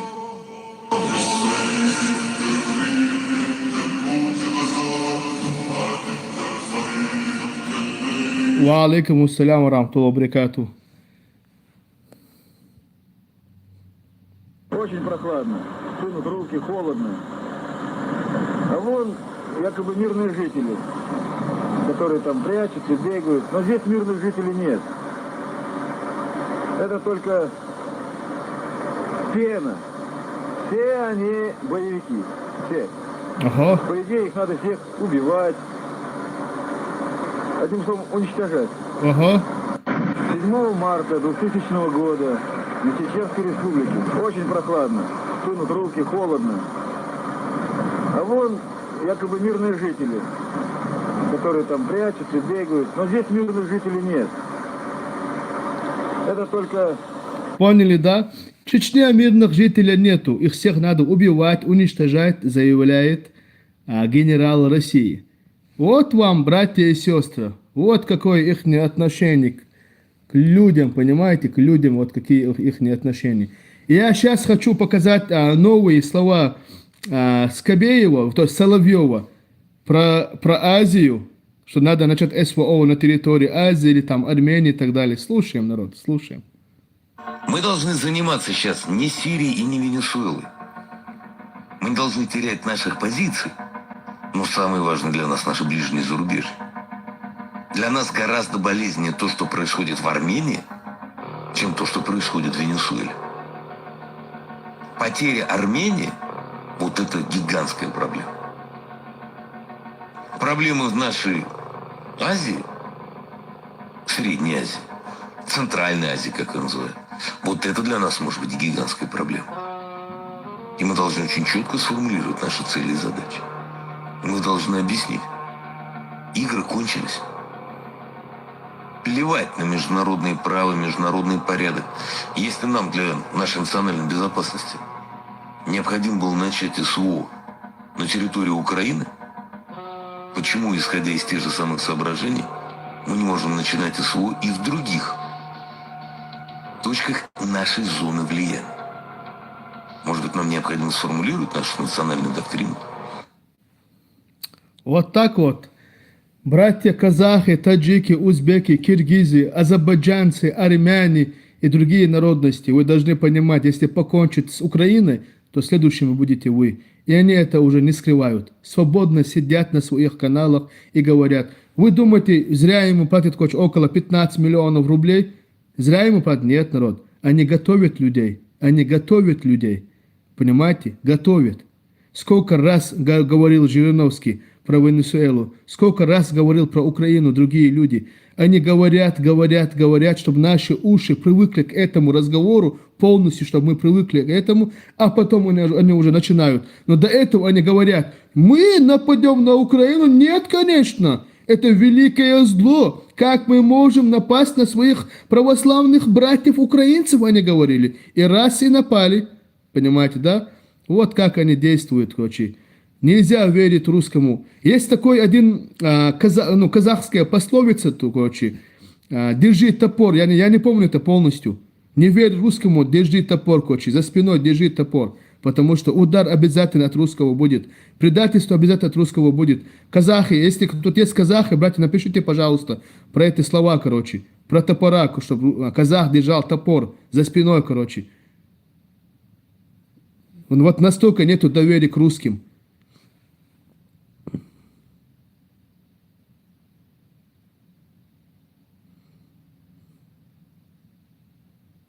Да, дружи с русским, но держи топор за спиной, да. Вот так вот. Тут мне что-то там сказали там до 2007 года. Так, ва алейкум ассаляму рамтуллахи баракату, Дагестан, Хабиб. Тут какой-то вопрос мне был. Почему с 2007 года все молчали? И ты, брат, молчал.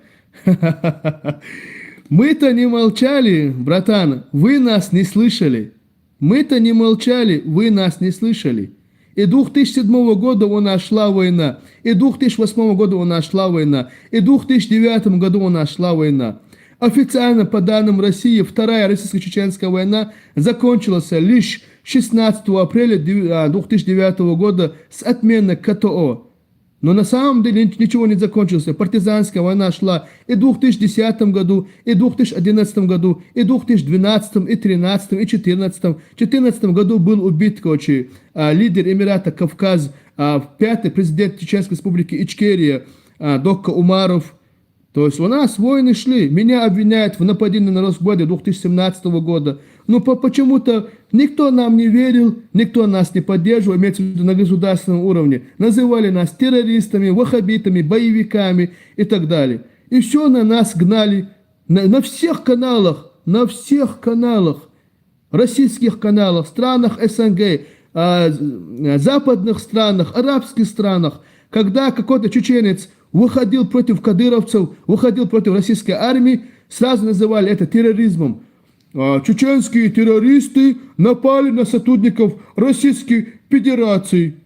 Были убиты вот столько, ранены вот столько. Вот так рассказывали. А когда чеченец, да, какой-то чеченец выезжал из своей родины и говорил о тех случаях, которые творилось в Чечне, что случалось? Россия подавала его Интерпол, международный розыск, а потом его отдавали по запросу России и потом убивали. Или сажали пожизненный срок, или там 25-20 лет. А потом, когда оставалось там пару месяцев выйти из тюрьмы, заявляли, он с собой покончил.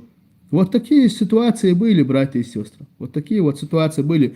Это роман «Русская Наташа» с самого начала уже 1,5 часа пишет одно и то же. Почему детей и женщин там заложников брали, заложников?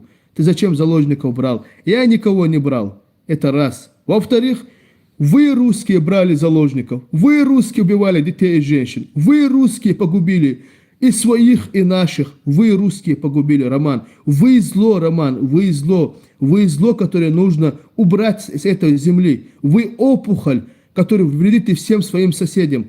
Вы вредили казахам, вы вредили таджикам, вы вредили узбекам, кыргызам, татарам, башкирам, якутам, кавказцам, украинцам и другим народностям. Вы зло, вы зло. Мы показывали, я показывал ваше зло, я показывал тут всю ваше зло. Поэтому, русская Наташа Романовна, иди нахрен отсюда, проститутка ты гнилая. Иди отсюда. Я тут показывал ваши видеоролики, русские чмошники, которые поддерживают эту войну, этот терроризм, который вы устроили. И когда мы вам правду показываем, вы все равно не принимаете, вы закрываете глаза. Когда мы вам показываем правду, вы закрываете глаза. Когда мы говорим, вы закрываете уши. Как сказано в Коране, они закрывают, их глаза, их уши запечатаны. Запечатанные. Не надо мне напомнить Беслан, не надо. У нас еще эфир будет про Беслан. Сегодня у нас эфир был про Буденновск. Я вам все показал. Это лишь малая часть того, что есть. Это то, что я еще нашел, короче. Сегодня мы показали полностью то, что творили в Буденновске. Про Буденновск мы сегодня говорили. То, что русские творили в Чечне. Русские захватили 9-ю горбольницу. 9-ю горбольницу в Грозном. Русские, российские солдаты захватили и удерживали заложников. Понимаете? Вы захватили шато в 95 году, удерживали детей и женщин и угрожали. Все, иди нахрен отсюда, русская Наташа. Проститутка, иди отсюда. Все, давай. Понимаете? Все тут увидели. Тут все видели. Но тут уже, видите, русские не принимают. Русские не принимают. Валлахи, биллахи, ваталлахи. Один из конченных людей – это русский мир. Я тут вижу флаг Ингрии. Вот Ингрия, флаг Ингрии. Санкт-Петербург, Ленинградская область – это Ингрия. Ингрия – это земли Ингрии. Свободу Ингрии, брат, свободу Ингрии. Сегодня наши земли захватили и присвоили себе русские. Твари, блин. Конченые твари. Приветствую, Украина, приветствую, Украина.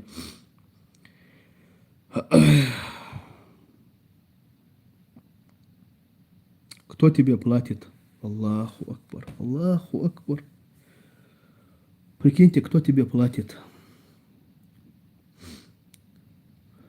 Жесть просто. Русский мир, народ, русский мир. Конченый русский мир. Ты говоришь правду? Кто тебе платит? Я, конечно, понимаю, у русских не принято говорить правду, а когда кто-то говорит правду у русских, сразу оплаченный Западом, Востоком, Севером, Югом. Да, американскими бургерами, брат. Американскими бургерами. Так, тут про Шамиля Басаева. Это очень интересный факт. В Саудовской Аравии у 8... Так, смотрю.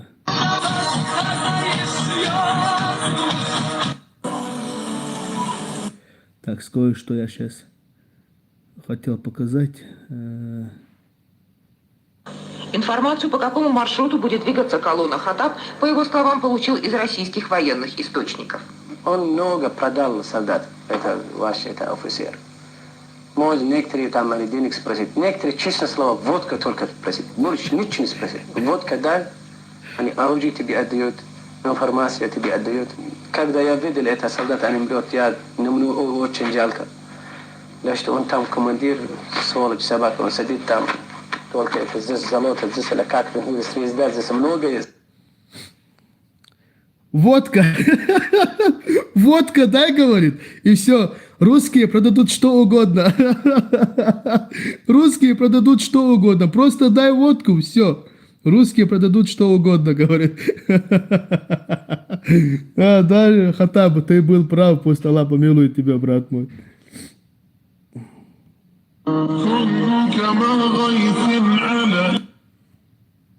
Ассаламу алейкум ва рахматуллах. Я скажу, я растерял где дал бой оккупантам. Это мой старый видеоролик. Смерть. Пусть Аллах примет его шахаду. Сейчас.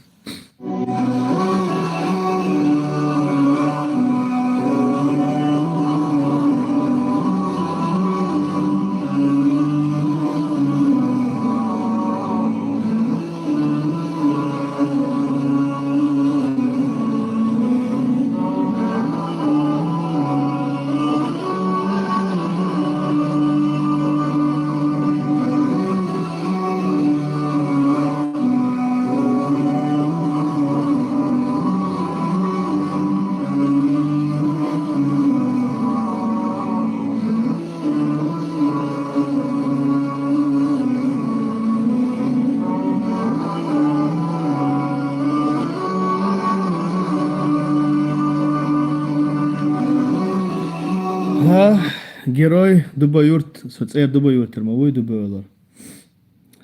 И Волкаев.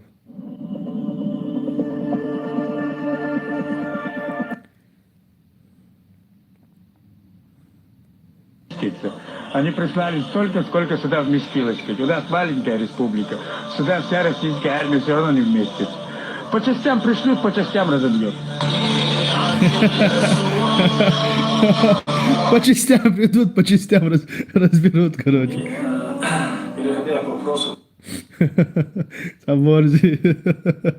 Ва алейкум ассалям ва рахматуллахи ва баракату, казахи. Ва алейкум ассалям ва рахматуллахи ва баракату, Шишаня Машвол.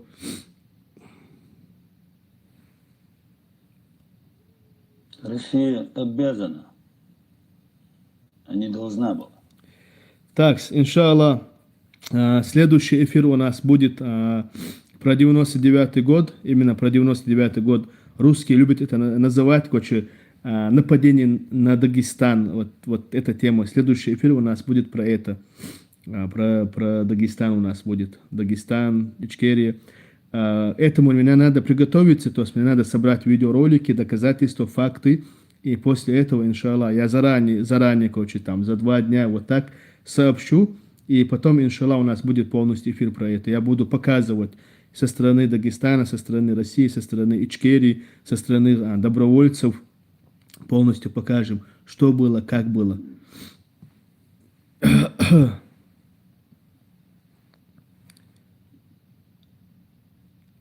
Алим Султанами уважает сону. Кстати, народ, подождите, я сейчас кое-что хотел показать.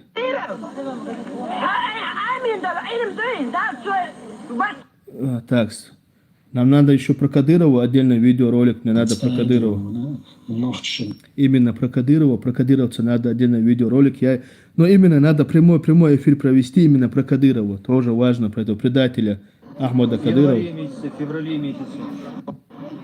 Так, я сейчас русского включу, русского священника включу. В январе месяце, в феврале месяце. Независимо от того, кто там был, значит, с чеченской стороны, или же боевики, как называются, дудайцы. Никто, в принципе, не обижал здесь русскоязычное население, которое в подвалах все находилось. Они оказывали по мере возможности и материальную помощь, то есть кормили, подкармливали всех, кто здесь. А в основном здесь были только русские оставались. в январе месяце, в феврале месяце. А русские любят рассказывать геноцид русского населения в Чечне. А когда ты им говоришь: русская свинья, покажи хоть одну братскую могилу, где похоронен 10 русских. Понимаете? Вот. Не покажут, не покажут, потому что не было никакого геноцида и гонения русского населения. Русские любят оправдывать свой геноцид, как они сегодня оправдывают геноцид в Украине.